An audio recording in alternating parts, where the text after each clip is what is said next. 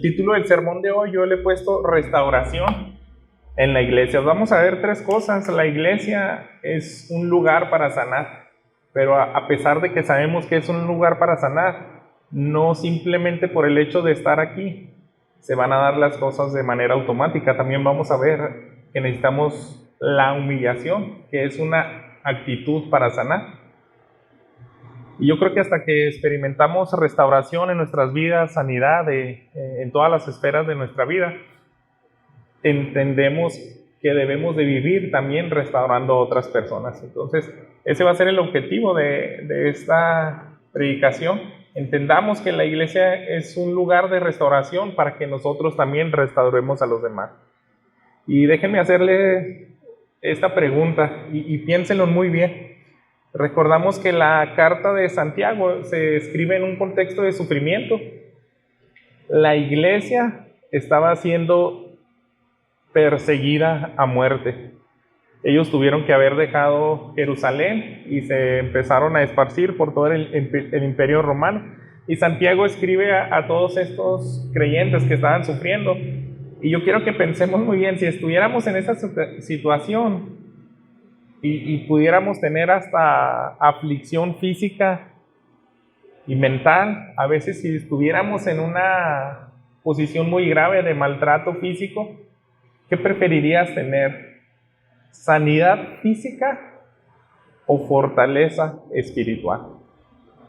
Casi siempre cuando vienen a nuestras vidas y nos dicen, oye, haz una oración por un familiar o por alguien importante en mi vida, porque él está sufriendo mucho, está en el hospital, está en un momento muy crítico, y casi siempre vamos y le decimos, ora por su sanidad física. Pero yo quiero que consideremos hoy de manera integral, y yo creo que lo que más apunta y lo que más nos puede fortalecer es una fortaleza espiritual. Si Dios nos diera a escoger, planteemos ese escenario, estamos con una enfermedad terminal y ya tenemos algunos días contados para entregar nuestra vida, y te diera a escoger Dios, ¿qué quieres? ¿Sanidad física o quieres una fortaleza espiritual? Bueno, ¿qué tal si recibiéramos la sanidad física, pero nuestro corazón no es transformado? ¿Qué tal si Dios quería por medio de esa enfermedad tratar ciertas áreas de nuestras vidas? Y a lo mejor nosotros teníamos miedo a la muerte, teníamos miedo a qué va a ser de nuestra familia, y por pedirle a Dios nada más cubre esa área de mi vida, la pura necesidad física, pero deja sin trabajar las otras áreas, seguiríamos teniendo muchos tipos de temores. Entonces es muy importante que entendamos que obviamente sería muy bueno que nos dé las dos cosas, sanidad física, fortaleza espiritual, pero recordemos que de este lado de la eternidad no hay garantía para que se puedan tener las dos cosas, porque nosotros somos débiles, tenemos carne, también tenemos alma que se aflige, y cuando pudiéramos tener ese bienestar integral, sería excelente. Pero si no podemos tener ese bienestar físico, al menos el espiritual, que tu espíritu tenga gozo, que sea todo lo que persigue Santiago al inicio del primer capítulo. Ahorita regresaremos un poco ahí, pero él decía, gócense en las aflicciones. Si pudiéramos tener eso, pues yo creo que sería algo más llevadero esa situación. Muy bien, entonces quiero que veamos el primer punto. La iglesia es el lugar para sanar. Nos quedamos en el versículo 13, aquí en el capítulo 5, así que acompáñenme con su vista. Dice lo siguiente: ¿sufre alguien entre ustedes? Que haga oración. ¿Está alguien alegre? Que cante alabanzas. Yo sospecho que Santiago, por ser el final de su carta, ya estaba llevándonos a las conclusiones. Y recuerden cuál fue uno de sus principales objetivos de esta carta. Regresemos al capítulo 1 y leamos los primeros 2 versículos. Fíjense, Santiago, siervo de Dios y del Señor Jesucristo, a las 12 tribus que están en la dispersión. Todos aquellos que están sufriendo, que tuvieron que dejar sus hogares por causa de Cristo, les saluda y dice el versículo 2: tengan por sumo gozo, hermanos míos, cuando se hallen en diversas pruebas. Entonces, fue algo que dejó bien claro Santiago. Lo que yo voy a perseguir con esta carta es que se gocen en las diversas pruebas. Y aquí pueden entrar cualquier tipo de aflicción. Lo podemos llevar a un ámbito físico, pero también un ámbito mental, un ámbito de desgaste por una mala relación, por una situación de cualquier tipo. Si hay algo que nos está desgastando y no vivimos plenamente, Santiago quiere que busquemos ese gozo. Ahí mismo en el capítulo 1, fíjense lo que dice en el versículo 5. Si a alguno de ustedes le falta sabiduría, que se la pida a Dios, quien da a todos abundantemente y sin reproche, y les será dado. Entonces Santiago les había dicho, cuando no puedan gozarse en esas aflicciones, hagan oración. Y yo por eso creo que él ya está concluyendo esta carta y nos dice así en este versículo 13 del capítulo 5. ¿Sufre alguien entre ustedes? Que haga oración. Entonces, ese hacer oración es para pedirle a Dios sabiduría y decirle, no puedo estar gozoso, estoy batallando, estoy sufriendo, no aguanto ya esta desesperación, este dolor. Es algo que ya me ha desgastado, no te imaginas cuánto. A lo mejor, por eso les digo, yo creo que Santiago ya está concluyendo. Si sufres, la actitud o lo que debes de hacer es hacer oración, encomendar esa causa a Dios y pedirle que te dé ese gozo, esa paz, esa tranquilidad. Pero también Santiago dice, está alguien alegre que cante alabanzas. Santiago busca que vivamos siempre entregando nuestros afectos a Dios. A veces habrán días tristes. Quisiera decir que sospecho que todos los hijos de Dios podemos tener más días alegres que días difíciles.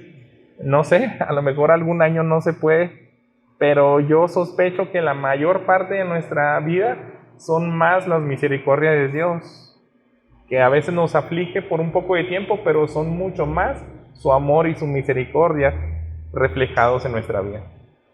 Hola Jorge, bienvenido. Y dice esta parte, literalmente cante alabanzas.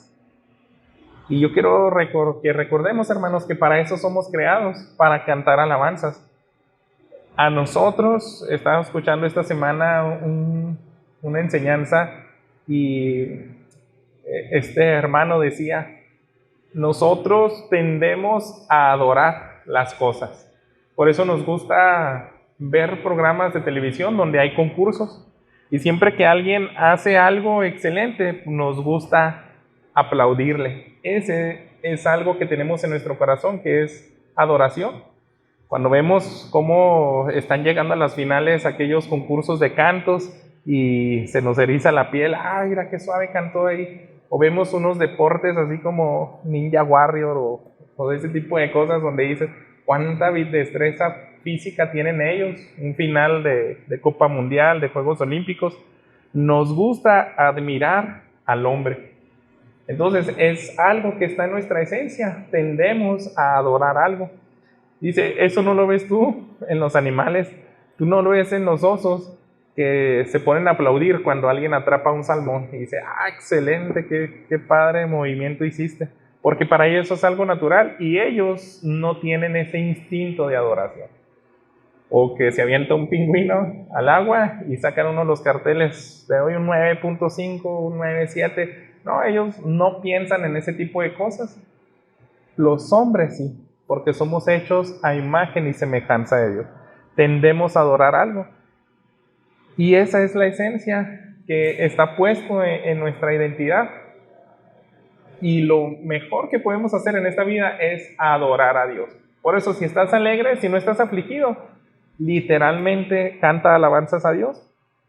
Santiago, recuerden que él es alguien muy práctico, alguien con todos los imperativos que vienen en esta carta y parece que son más de 50. Entonces, entre esos más de 50 ordenanzas viene esta. ¿Estás alegre? Literalmente ponte a cantar. alabanzas a Dios, algo que le honre, que le glorifique, porque fuimos creados para ello. Esto es un contexto donde lo debemos de hacer también en la iglesia. Pues lo debemos de hacer en cualquier circunstancia. Pero yo quiero regresar un poquito a la pregunta anterior. ¿Qué pasa si estás afligido y haces oración y no llega esa paz tan rápido como tú quisieras? ¿Qué tal si estás en medio de la prueba y pasan días y no puedes experimentar ese gozo que la Biblia nos dice en muchas ocasiones? Sé feliz en las tribulaciones, gózate. Yo creo que podemos tener cierto desgaste, debilitarnos de ánimo y también puede menguar nuestra fe y decir, yo creo que aquí no hay esperanza. Aquí como que ya me está costando mucho trabajo creerle a Dios. Por eso, hermanos, yo creo que Santiago añade lo siguiente. En el versículo 14 avanzamos. ¿Está alguien entre ustedes enfermo? Que llame a los ancianos de la iglesia y que ellos oren por él, ungiéndolo con aceite en el nombre del Señor. Y miren, cuando nosotros vamos a la carta de Santiago y estudiamos estos últimos versículos, yo me topé que hay muchas posturas distintas de pastores en cuanto a la interpretación de a qué tipo de enfermedad se refiere aquí. Nuestras Biblias traducen como una enfermedad, simplemente dice, está ustedes enfermo, pero cuando vamos a la raíz de esa palabra en el idioma original, el griego, vamos a encontrar que hay variantes, ahí esa misma palabra se encuentra en otros textos de la Biblia.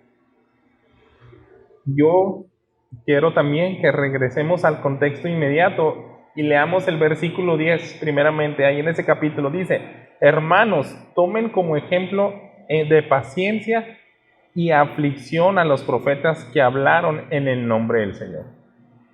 Muchos pensamos que tiende a decir esa palabra literal, enfermedad, más bien es un tipo de aflicción. Y esa aflicción, esa palabrita de aflicción, se encuentra también en Efesios 3, capítulo 13. Déjenme leérselos yo, como dice aquí. Ruego, por tanto, que no desmayen a causa de sus tribulaciones por ustedes, porque son su gloria. Esta palabra que viene aquí en la Nueva Biblia de las Américas, desmayar, es exactamente lo que encontramos en la Reina Valera 60 o en esta como enfermedad. Entonces, tiende a ser más que nada como un desánimo. Obviamente, por el contexto, muy probablemente es un desánimo, también puede ser la raíz por algún malestar físico. Déjenme mostrarles otro pasaje donde viene también esta palabra, se utilizó en Romanos capítulo 14, el versículo 1 dice, acepten al que es débil en la fe, pero no para juzgar sus opiniones. Entonces, débil en la fe es exactamente la frase, la palabra que se utilizó aquí en Santiago para decir, está alguien enfermo. Yo quiero, hermanos, que consideremos, les digo, vamos a encontrar a lo mejor varios sermones donde dicen, ¿es una debilidad de ánimo espiritual o es una enfermedad literalmente física? Y quiero que lo pasemos a esto a un lugar secundario, no porque no sea importante, sino que yo quiero que resaltemos, independientemente si lo quieras ver como una enfermedad física o un desánimo espiritual, el lugar para sanar, hermanos, es la congregación. Ahí está la solución. A lo mejor pudiéramos entrar en cierto debate de qué tipo de enfermedad es, si es emocional o física, pero donde yo quiero que no perdamos de vista es el lugar donde nosotros podemos sanar. Aquí en el versículo 14 dijo, llame a los ancianos de la iglesia y que ellos oren por él. Entonces, si tú perteneces a un cuerpo local, es importante que te acerques a los líderes. Y no es porque nosotros estemos más cerca de Dios que los demás. De todas formas, Santiago deja muy claro, es muy práctico sus recomendaciones. Yo creo que él quiere recordarnos que si está alguien en esa posición es por gracia de Dios primeramente. A veces La misma iglesia confirma a los diáconos y a los pastores como aptos de que aman a Dios y de que se nota que tienen una conciencia de dependencia de Él. Entonces es como si Santiago le dijera, debes de aprender de aquellos que han aprendido a humillarse, que han crecido en la fe. Y no se cierre nada más a eso. No es solamente únicamente para los pastores, más adelante dice, la fe del justo puede mucho. Cualquiera de nosotros que seamos hijos de Dios, podemos entrar en esa categoría de ayudar a los demás. Pero bueno, lo que quiero que hagamos énfasis aquí es que la iglesia es el lugar ideal para sanar en todas las esferas de nuestras vidas, de manera integral. Yo creo que ahí me gustaría que persiguiéramos eso, que sanemos de manera integral en todas las áreas de ser posible. Pero bien, hay que valernos de la iglesia, depender cuando nuestra fe flaquea. Si esa enfermedad o esa aflicción está haciendo que tu ánimo se vaya por los suelos, entonces debemos de acudir a los ancianos.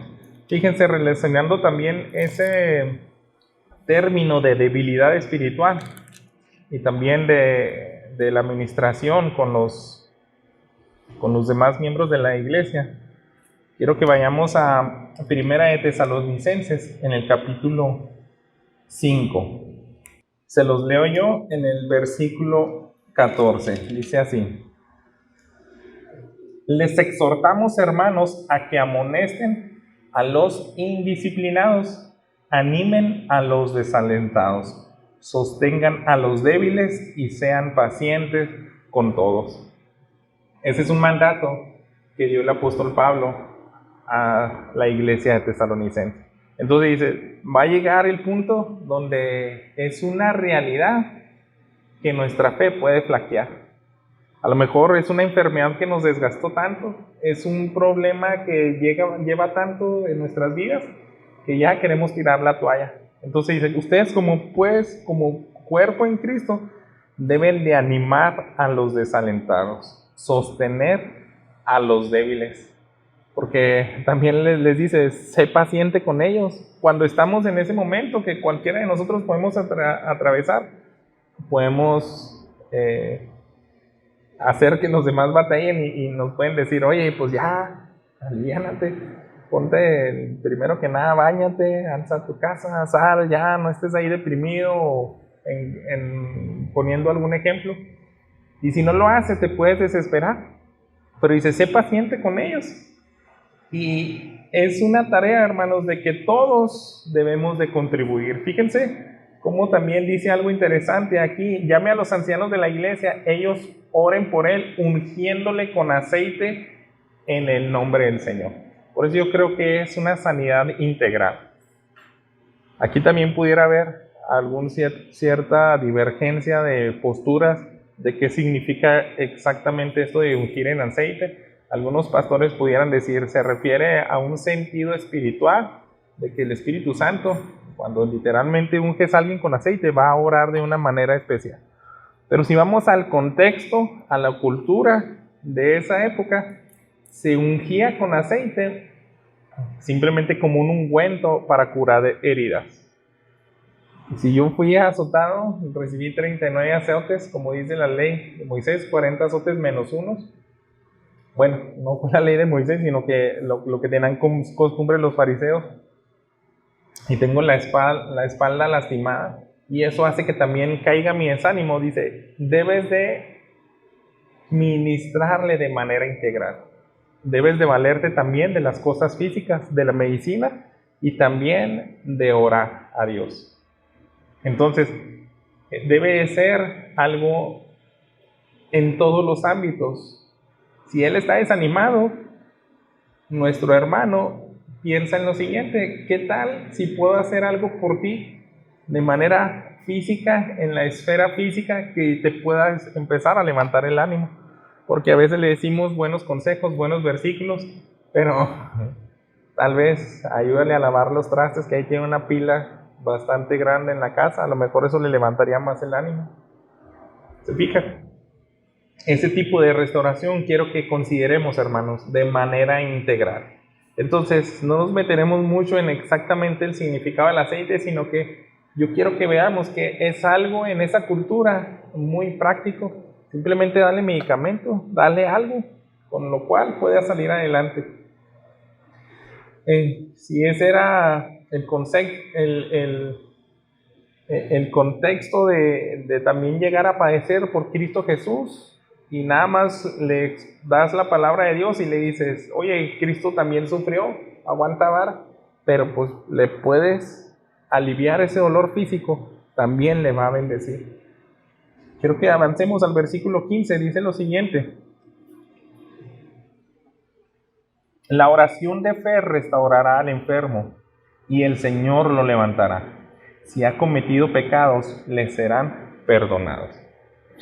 Entonces, a donde más quiero que pongamos énfasis, hermanos, es esa oración de fe. Esa oración de fe está por encima de un ungüento, por encima de una medicina. Nosotros como creyentes también podemos tener una teología muy desequilibrada y decir, yo no voy a tomar ninguna medicina, simplemente la oración. En algunos casos, no dudo, Dios puede hacer la obra, pero en otros casos también Dios dio inteligencia y sabiduría al hombre para que hayan medicinas y tú las tomes y también ores a Dios y decir, de todas formas tú tienes la última palabra. Es lo que está diciendo aquí Santiago. La oración de fe restaurará al enfermo. Dios puede hacer que ese medio sea efectivo y recibamos la sanidad. Entonces, si Dios dice aquí, el Señor lo levantará, y si ha cometido pecados, le serán perdonados. Debemos de considerar también lo siguiente, hermanos. También a veces estamos en desaliento, en desánimo, porque pecamos. Pero Santiago está diciendo, no siempre puede ser el factor. Y quiero que recordemos la historia de Job. Job era alguien justo. Simplemente Dios permitió que Satanás tomara de sus posesiones, también de su cuerpo físico, y lo afligió. Pero nunca se nos dice que Job se lo buscó. Entonces debemos de descartar también eso. Un ejemplo también muy claro que nos puede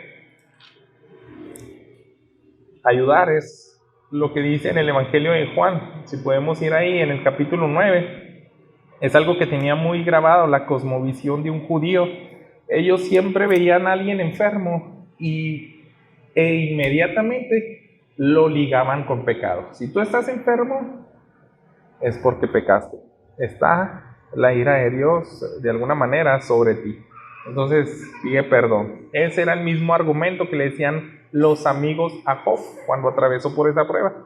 Pero fíjense las palabras de Jesús aquí en el capítulo 9, versículo 1. Al pasar Jesús, vio a un hombre ciego de nacimiento y sus discípulos le preguntaron, Rabí, ¿quién pecó, este o sus padres, para que naciera ciego? Jesús respondió, ni este pecó, ni sus padres, sino que está ciego para que las obras de Dios se manifiesten en él. Entonces Jesús descartó por completo que a veces una enfermedad, una aflicción, es por raíz pecaminosa. Por eso mismo Santiago también elige este lenguaje aquí.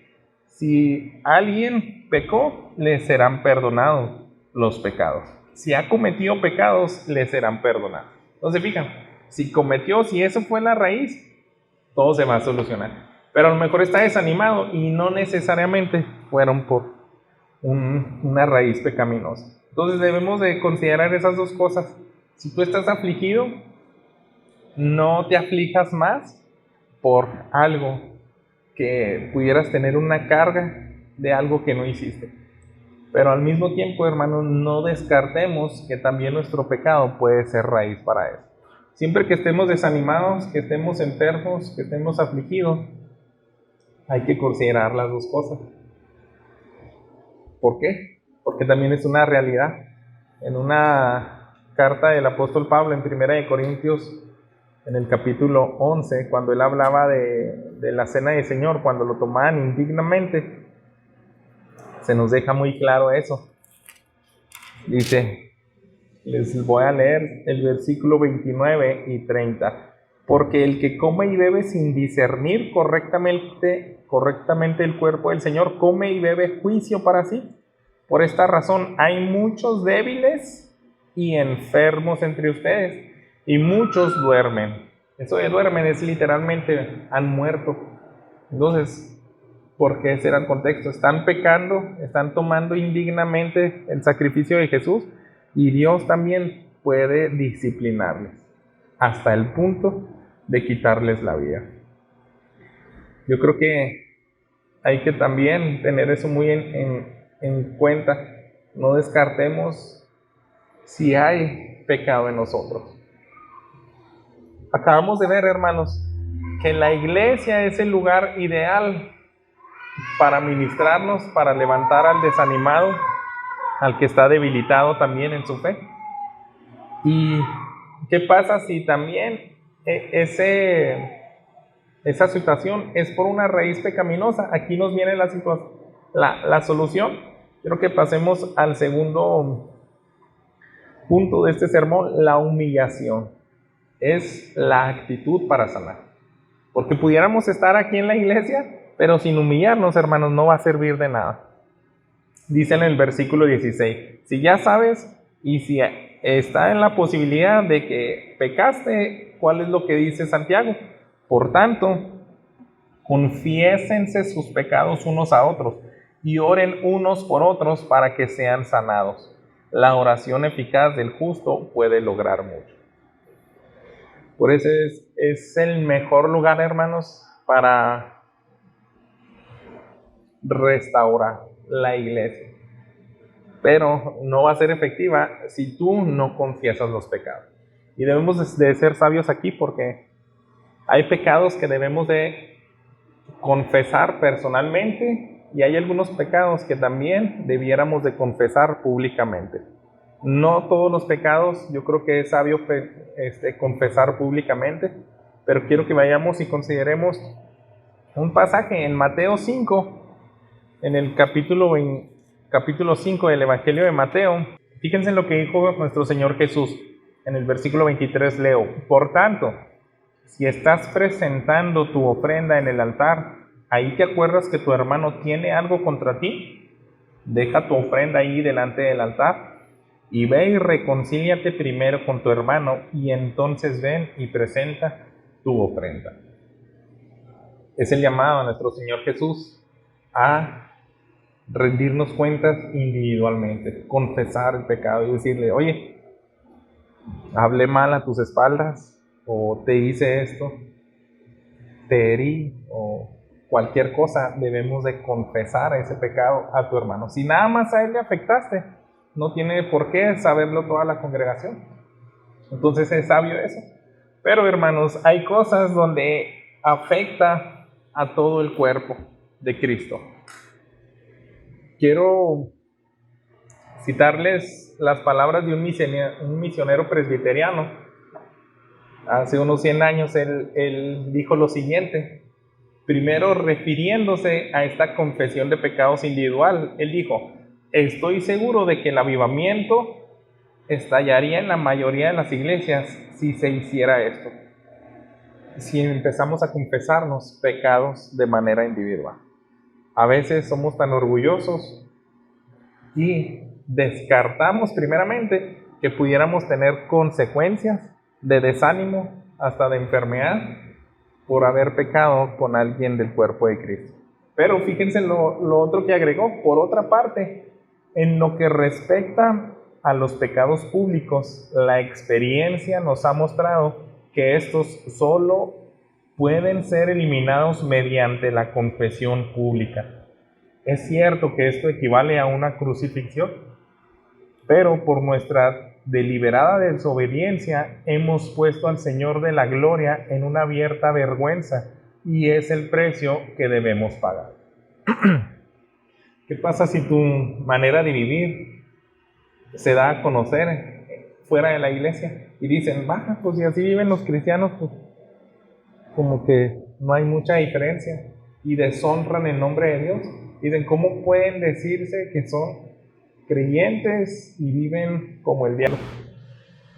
Entonces ahí, este hermano dice, sí hay ocasiones donde ha afectado tanto tu comportamiento a toda la congregación, a todo tu cuerpo, a todo el cuerpo de Cristo, que sería bueno. Y dice, solamente así la experiencia nos ha mostrado que se cura de raíz el problema, confesando pecados de manera pública. Entonces, por eso les digo, debemos de tener oración para decirle a Dios, dame sabiduría. Así decía en el capítulo 1, ¿está alguien en prueba? Pida a Dios sabiduría. Dios, ayúdame a humillarme si este pecado lo tengo que confesar a toda la congregación. Y ocurren cosas sorprendentes, hermanos. Cuando yo leía toda la biografía de este misionero presbiteriano, era eso, confesiones públicas de pecado. Aquí, a veces cuando por gracia de Dios y vemos que el Espíritu Santo es el que nos mueve a eso, hay sanidad. No hay juicio en la iglesia. Cuando alguien ve que alguien se humilla, dices, tú recuerdas que pudiste estar en la posición de él. Así dice Gálatas. Entonces, la iglesia es un lugar para restaurar. Eso es lo que está buscando Santiago. Si se tiene que confesar públicamente, es necesario para que se restaure. Si no, va a seguir desanimado. Va a seguir en una situación bien difícil, bien triste, que no se puede levantar. Pero cuando hay esa confesión de pecados, todo es diferente. Muchos hermanos no se valen de la iglesia, primeramente, para luchar contra sus pecados. No quieren confesar a los demás sus debilidades. Entonces, mientras tengamos ese orgullo y falta de confesión de pecados de cualquier tipo que sea, no vamos a ser restaurados. Pero ahora, aquí dice en el versículo 16, da por sentado de que sí hay un efecto positivo cuando nos humillamos. Dice, oren unos por otros, confiesen sus pecados unos a otros, oren unos por otros para que sean sanados. Esa sanidad, hermanos, sí se refiere a una sanidad física. No siempre va a sanar, hermanos. Les decía, aquí se refiere a una sanidad física, pero no lo veamos como una promesa absoluta. Yo les dije en el principio, a veces estamos en este lado de la eternidad y quisiéramos tener las dos sanidades, que sea integral. Que estemos bien fortalecidos espiritualmente, con ánimo de creer en Dios, de que todo está bajo control, pero también que me quite la enfermedad. Pero mientras estemos en un cuerpo de debilidad que afecta al pecado, no hay una garantía de que se nos pueda dar esa sanidad física.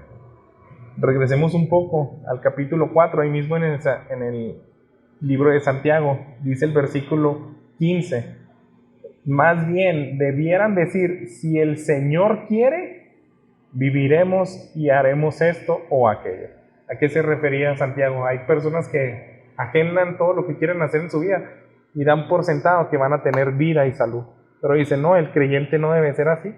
Nosotros debemos de orar, si Dios quiere, nos da vida, nos da salud, se va a hacer eso. Entonces, yo quiero que llevemos eso, hermanos, y que quede bien claro.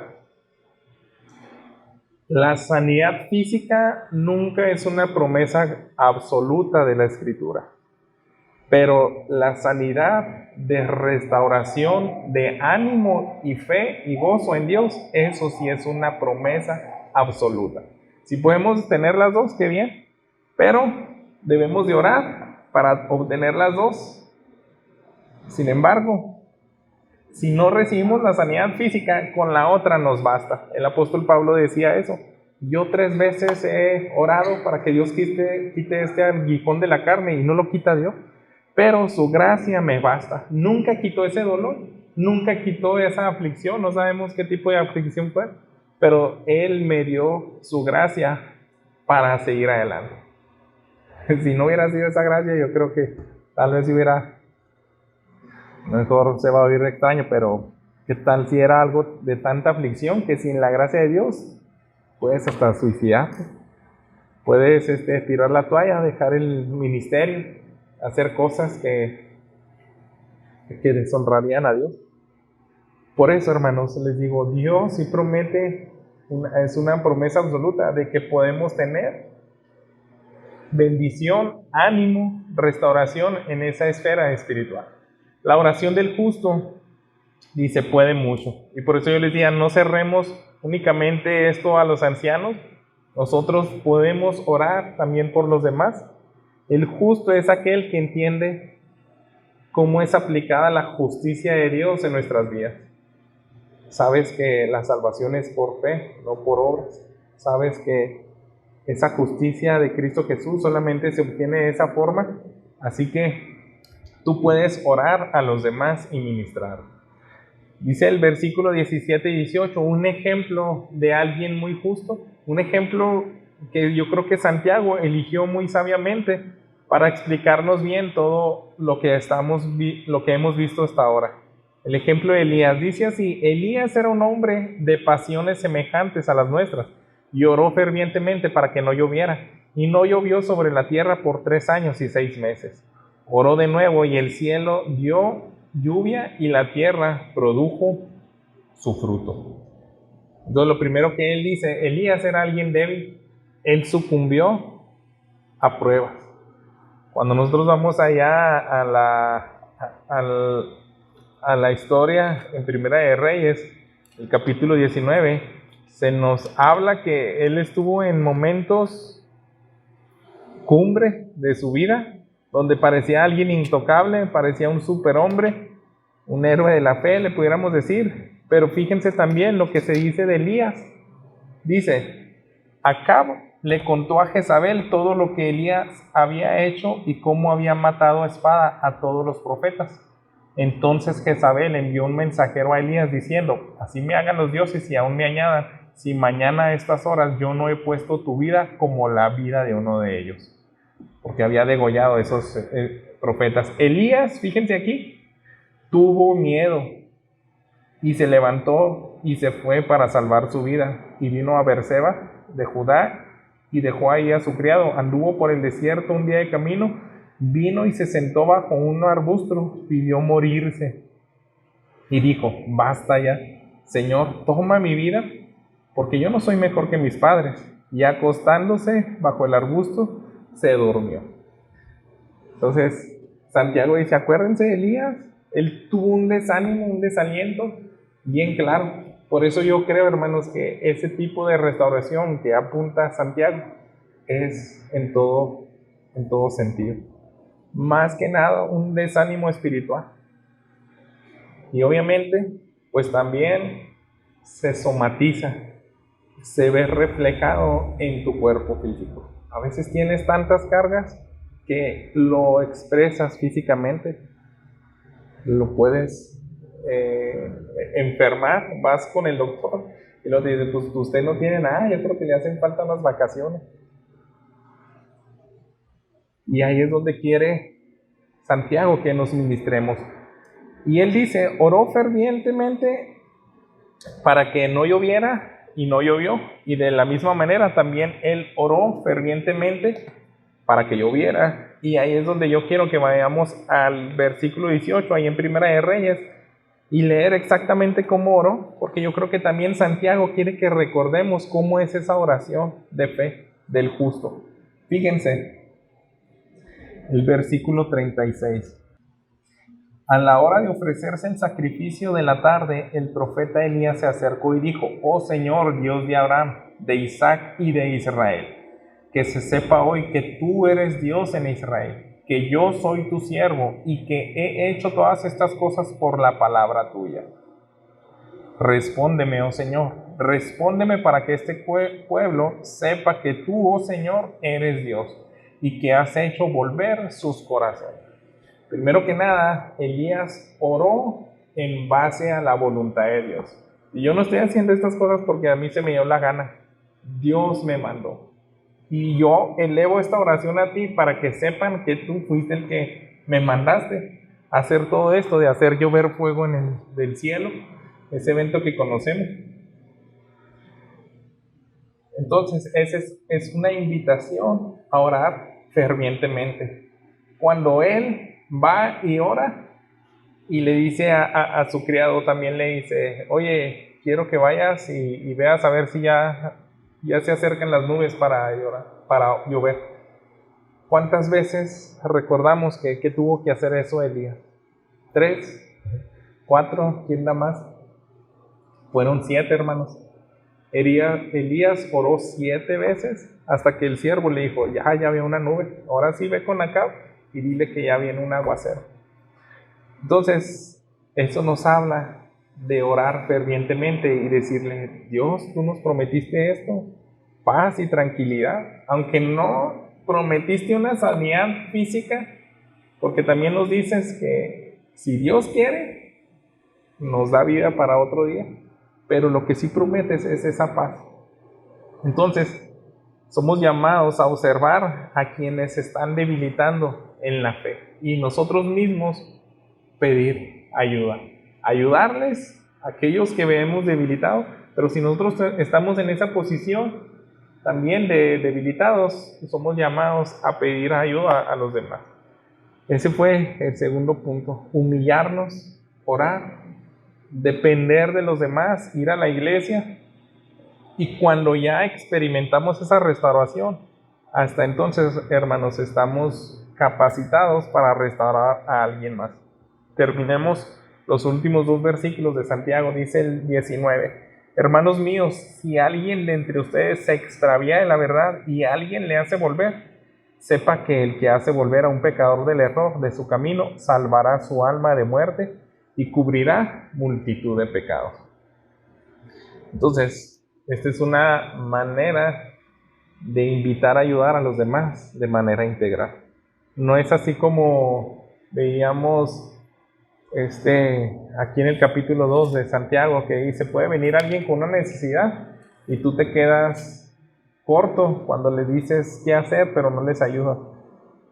Leo el versículo 14. ¿De qué sirve, hermanos míos, si alguien dice que tiene fe, pero no tiene obras? ¿Acaso puede esa fe salvarlo? Si un hermano o una hermana no tiene ropa y carece del sustento diario, y uno de ustedes les dice, vayan en paz, caliéntense y sáciense, pero no le dan lo necesario para su cuerpo, ¿de qué sirve? Así también la fe por sí misma, si no tiene obras, está muerta. ¿Qué pasa si alguien viene contigo y te dice, oye, échame la mano? Debemos de movernos y decirle, está bien, ¿con qué te ayudo? Si quieres, empezamos haciéndote comida, arreglando aquí la casa, y también vengo a orar por ti, vengo a animarte con la palabra, vengo a orar contigo para que oremos en base a las promesas de Dios. Una manera muy buena de resumir todas estas enseñanzas con algo que dijo Josías. Él es un anciano y catedrático, y para cerrar estas enseñanzas de este fragmento de Santiago, quiero citarles lo que él dijo. Santiago habla de gente que había llegado a su límite y pensaba que no podía aguantarlo más. Estaban acusándole a Dios por haber traído esas tentaciones. Querían tirar la toalla. Jacobo quería estar con ellos, pero sin poder estarlo, les pide en esa carta, vayan con sus pastores ancianos, los fuertes en la fe, y pidan ayuda. Porque él decía, hay ciertos pecados, hay ciertas situaciones que podemos lidiar personalmente, pero hay otras que no. Entonces nosotros debemos de pedir ayuda, hermanos. Esta es la invitación. Debemos de restaurar a aquellos que vemos que no pueden levantarse. Primeramente nosotros debemos de experimentar eso. A lo mejor nosotros tenemos tentaciones que han pasado años y no podemos vencerlas. Y pensemos sinceramente en eso, hermanos. ¿Ya acudí a la iglesia? El otro día Fabiola y yo platicamos con tristeza porque nos dimos cuenta de una familia que por 20 años nunca se hizo valer de la iglesia para solucionar algo. A veces ocurre eso. Estamos juntando, acumulando, y hasta que explota la olla, se destapa todo y tú te das cuenta, fueron 20 años donde fueron orgullosos y nunca nadie supo que tenían ese problema. Ellos se lo guardaron Y cuando ya sale toda la luz, dicen que triste porque no entendieron la función de la iglesia. Y yo quiero, hermanos, que hoy aprendamos eso y que quede muy claro. Es una bendición pertenecer a un cuerpo, porque es el lugar especial, el mejor lugar para salir adelante en todo tipo de aflicción, físico, mental, emocional, espiritual. Hay muchos congregantes extraviados por no tener una fe viva. También unos se alejan. Hay muchos que podemos ver y es el llamado que yo creo que dice Santiago. ¿Te ha tocado ver algunos con un desánimo que se van simplemente, ya no los ves congregantes? Dicen, no, yo ya estoy bien decepcionado, ya mi fe ya no va para más, ya no quiero saber nada de la iglesia. ¿Qué pasa? Si tú les haces volver, vas a cubrir multitud de pecados. La salvación nada más la puede dar Dios. Si se refiere a alguien que no ha venido a los pies de Cristo, y tú puedes ser un instrumento de santificación o de salvación. Puede ser alguien que ya es creyente, pero no ha crecido en santidad.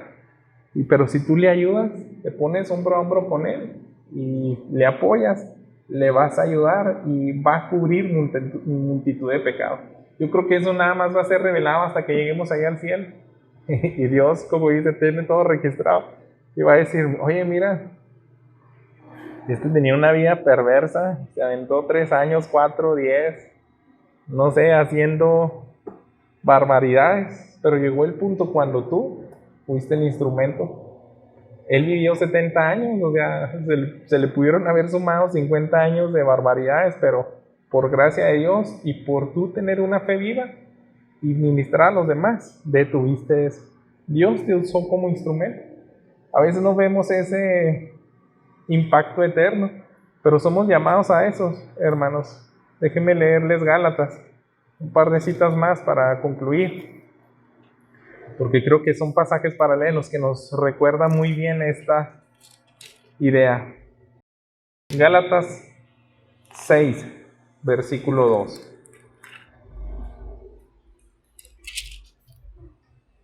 Lleven los unos las cargas de los otros y cumplan así la ley de Cristo.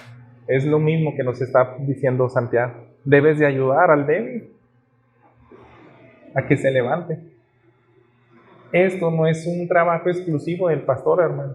Sí te está diciendo, llama a los ancianos. Si están ahí, es porque Dios los puso en una situación donde pueden ministrar a los demás. Pero también si tú fuiste restaurado en una parte de tu vida, tú le puedes restaurar a alguien también. Solamente así podemos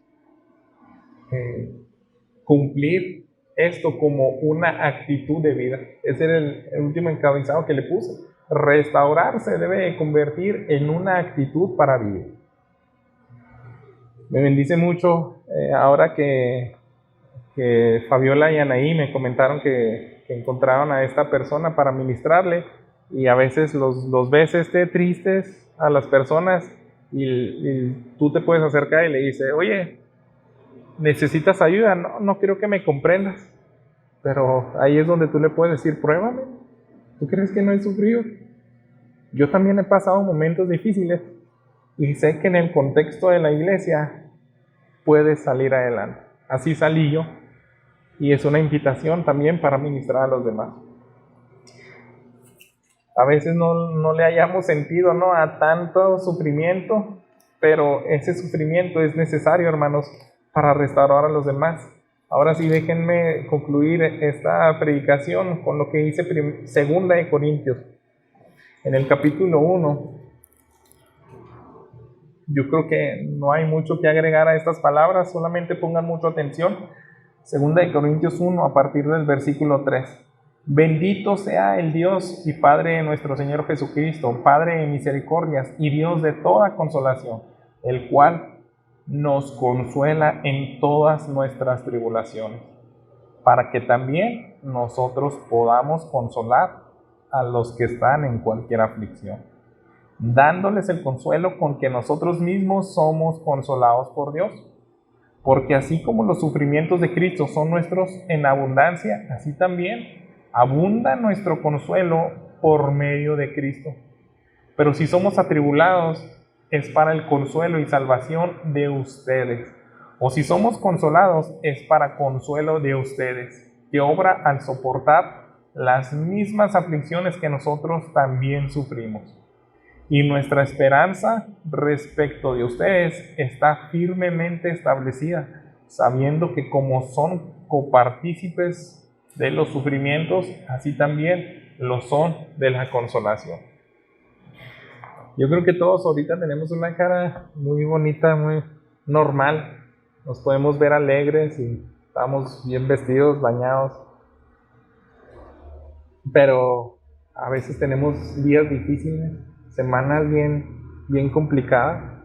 Podemos tener situaciones que nos afligen y debemos de servirnos de la iglesia, hermanos. Yo quiero que me acompañen en oración, y si algunos de ustedes siente que tiene una carga muy difícil, le invito a que se acerque conmigo o con alguien más, alguien maduro, alguien más, con tu hermano en Cristo, con otro justo, para que esto sea más llevadero. Oremos.